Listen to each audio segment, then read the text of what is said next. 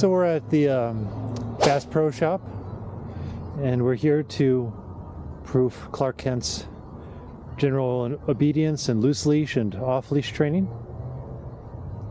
Obviously we can't do full off leash in a public store like that. We'll definitely be working on loose leash training and simulating off leash to the best of our abilities.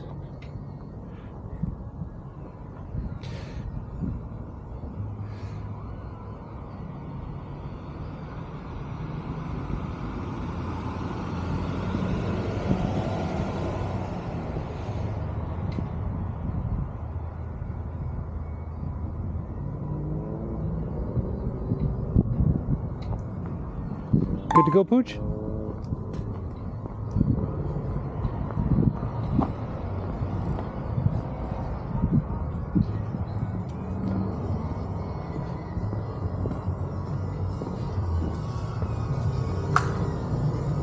I noticed right there, he was going a direction I didn't want to go, so I just gave him a little pop on the leash, and that was good enough. I didn't have to call his name, I didn't have to correct him, I didn't have to buzz him. Just have to give a little pop, not a yank or a tug, just a pop. He responds very sensitively to correction on the leash. Of course, we'll see how well he does.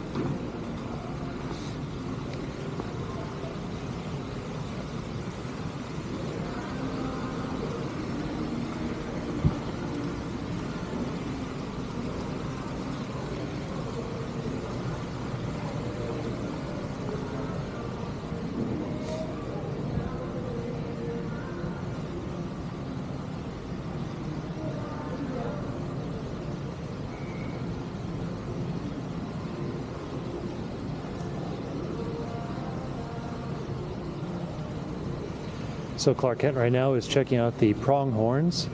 Fun little fact, they're one of the fastest animals in the world, terrestrial animals that is, including peregrine falcons.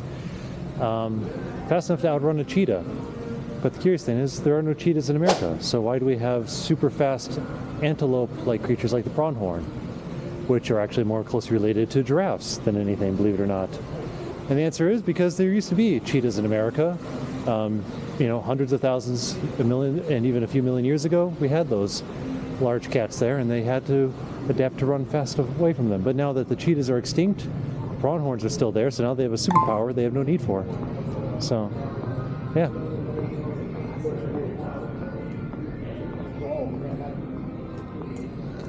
So we're just doing loose leash walking. I'm letting Clark Kent explore wherever he wants and walk as far away as he wants. If he gets too far, I'm going to do a recall.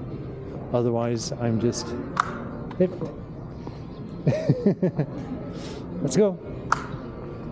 There you go. Come on. Otherwise, I'm just going to give him a little pop on the collar. Obviously there, he got distracted saying hello to some people. He's a very, very extroverted, people-friendly dog, which is great for dogs. But, you know, not everybody likes dogs taking the initiative to come and see them. So if a little pop on the collar is not going to work, I'm defaulting to let's go. If that's not working, I will say nope in a nice clear stern tone, which he has learned. And if he doesn't respond to that and another pop, I go for the collar. So there's progressions of escalation here.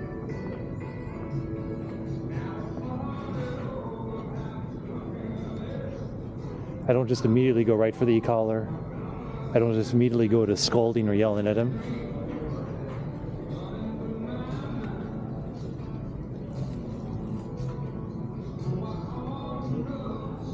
Come. Good boy.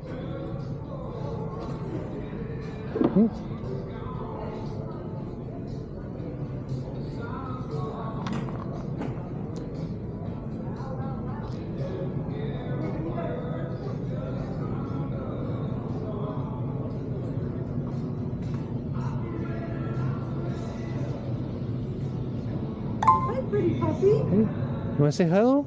Hi, baby. Hi. You sniff my puppies? Yeah. Smell my boxers and my daughter's Saint Bernard. Oh, a Saint Bernard. Wow. Beautiful. I haven't seen a Saint Bernard in years. Oh, yeah, yeah. Don't get wrapped up. Yep. Yeah. Sit. Oh my gosh, he looks so cute, and I love him in the snow. Yep, he was feeling it. Oh my gosh. He's only a year old. He needs to go around with that little barrel they held around the neck with some alcohol in it. Yeah. My daughter's looking for one. Yeah, go rescue people who are stranded in the snow. Yep. Hey, nope, no mouthing. He's still teething, and we're trying to teach him not to playfully mouth on people because I'm training him for his owners, and they don't like it when he just goes up and grabs people with their mouth, but especially when they have young kids. Yeah. It scares the kid, so we're trying to teach him not to do that. A lot of people bring their dogs in here to train them. Oh, really? Well, there's a lot of dog sense because the dogs come in. Ah, that's true. And Yeah. there's people, and Hi, you're a pretty puppy. Yeah. You're very You pretty. need a little bit of a bath. Got some dust on you. Yeah, the dry skin thing. Yeah. Because the heat's on in the house. Yeah, I got the dandruff. Yeah. Ah. So make sure you visit the dog treating. Yeah, right? Get you a nice little treat. Hi there. It's like, You can say hello if you want. giving me kisses. I Yeah. love it. Click it. Here. Can I have a hug? Yeah. Wow. He's only like maybe 7, 8 months old. So he's got, no, he's probably less than that. I think he's like 6 to 8 months. So he's got a lot of growing to do. Yeah, because look at the size of his paws. Yeah, and in fact, he's grown since I've had him. I'm only keeping him for a month. He's going home at the end of the week.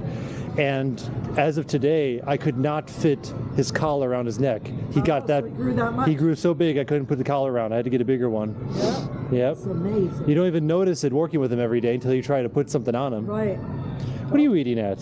Hey, come on. God only knows. Yeah, no eating dirt. Nope, whatever it is, it Yep, stays under my gone. foot. It's gone. No more. Nope. All right, let's go. Thank you for the interaction. Appreciate it, guys. Bye, puppy. Take care.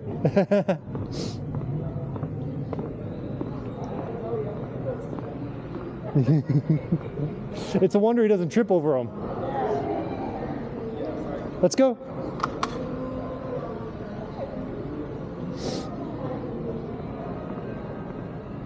Okay, so I can see there he needs his let's go and his come reinforced when people are involved, especially in a public area like this.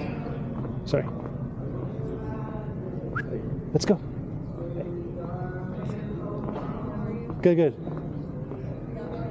Yep. Connie Corso. Yeah. Yeah, he's 6 months old, so he's got a lot of growing yet to do. Oh, he will be. He'll be at least that big, yeah. His paws are like almost the size of my hand. Yeah, he has yet to grow into them. I was just saying to someone else, it's a wonder he doesn't trip over his own paws. What's his name? Believe it or not, Clark Kent. Yeah. I'm training him for his owners. And he's adorable. He's hyperactive and loves people and loves to play, to the point where he's a little ADHD, hence the training. So, Same. I used to yeah. work at dog daycare. Go ahead. I had one named Bruce Wayne, Emma Frost. Bruce Wayne, Emma Frost. Wow, Clark Kent should join them. They were husky and a monkey. Oh. The husky was Bruce Wayne? No, the husky was Emma Frost. Oh. Yeah. Oh, really? Wow. Okay. I didn't stop her though. She was mean. That tail is heavy. Yeah. Yeah. Oh my goodness, the nibbles. You're so You said he's how old again? About 6 months, give or take. No mouthing. Nope. No biting. Nope. He's still teething, and he likes to playfully mouth, but his owners don't want him doing that. Can scare kids. Yeah. See, I'm a bad owner because Well, with my dogs, I always had them mouth me when we play together. I didn't care. Like, my dog actually passed away just a couple months ago. And even as an old dog, when he would play, he would still do the mouthing because he just learned it out of habit. And it didn't bother me at all. Yeah, but I understand if someone's got small kids, or if he's going to be big, imagine right. Okay. It's a different kind of bite. Like I Yeah. have a small pit.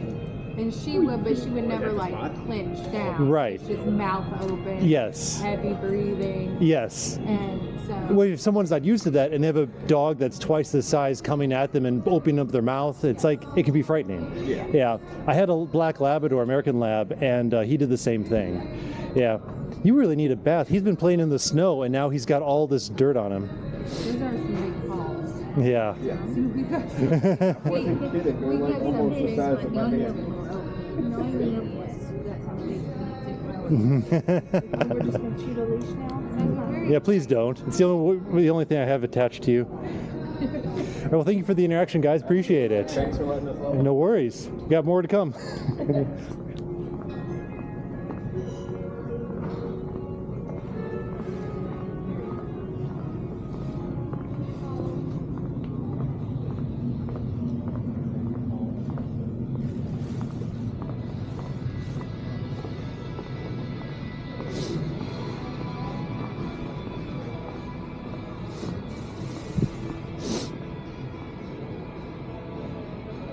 Come. Good boy.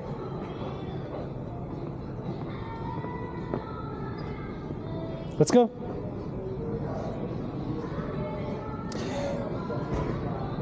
Now here's something else I want to stress for the owners. So if you're watching this is for you. Is that Clark Kent is being taught to be obedient in as many different situations as possible. And this may have been brought up in previous videos, I forget. I've got the memory of a dead rat. But in any case, the point is that Clark Kent is being taught, nope, let's go. That's him needing to use the bathroom. Let's go, come on.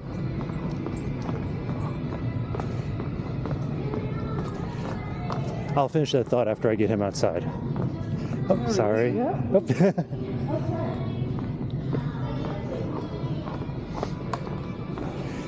He came this close to trying to use the bathroom, trying to get him outside. Come on, let's go. Bye, Clark.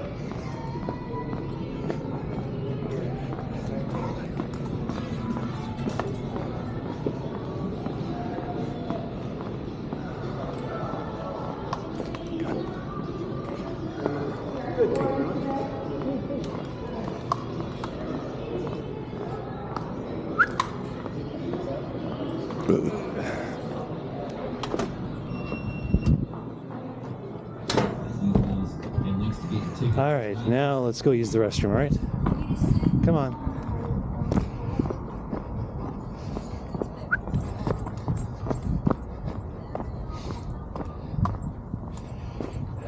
Come on. Now go poop. All right, so here's what I was trying to say when I was in the store, is that dogs can learn through association, and they learn it, and I cannot stress enough the association part. Like for example, say that you have a dog that you're training, and the only time you went out and trained the dog was at the park or in your backyard. In other words, whenever the dog is touching grass, literally. Well, the dog will start to associate, not just, you know, putting on the leash and the collar with going to the park and going to the park with having fun, but with training.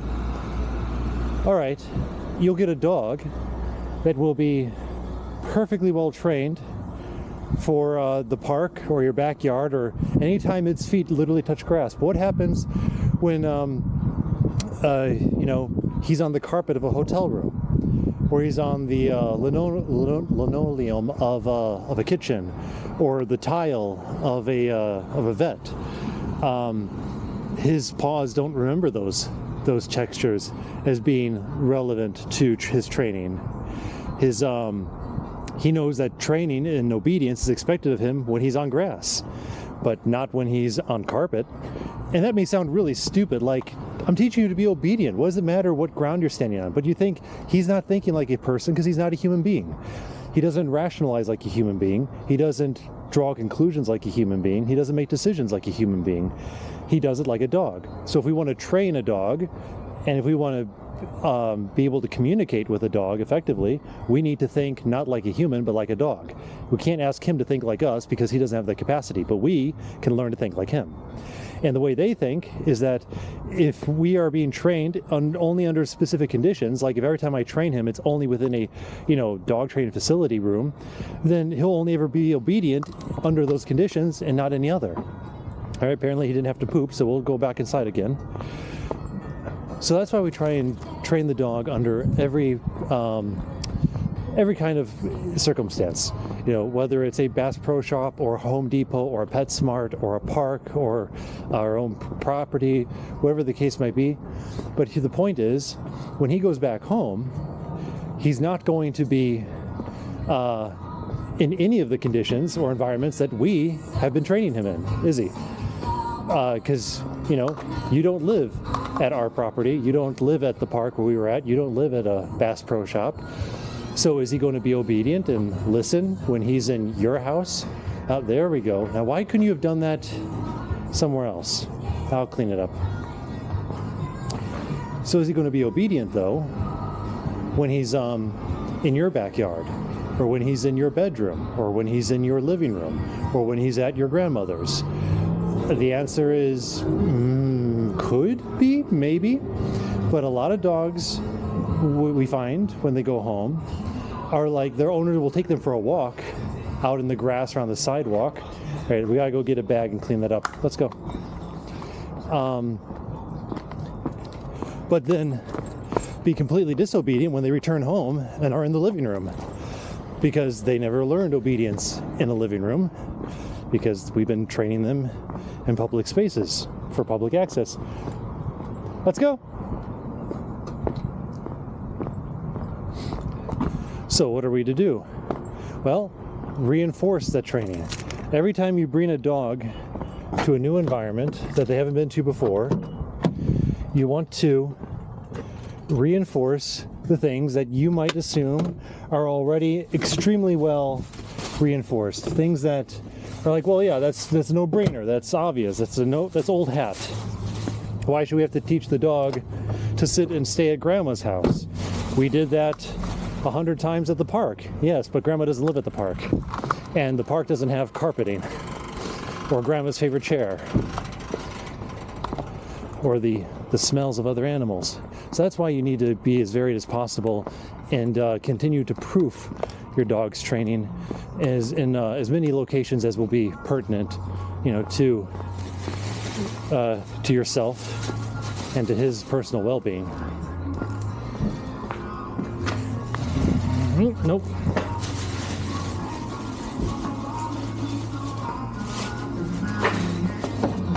All right, let's try that again.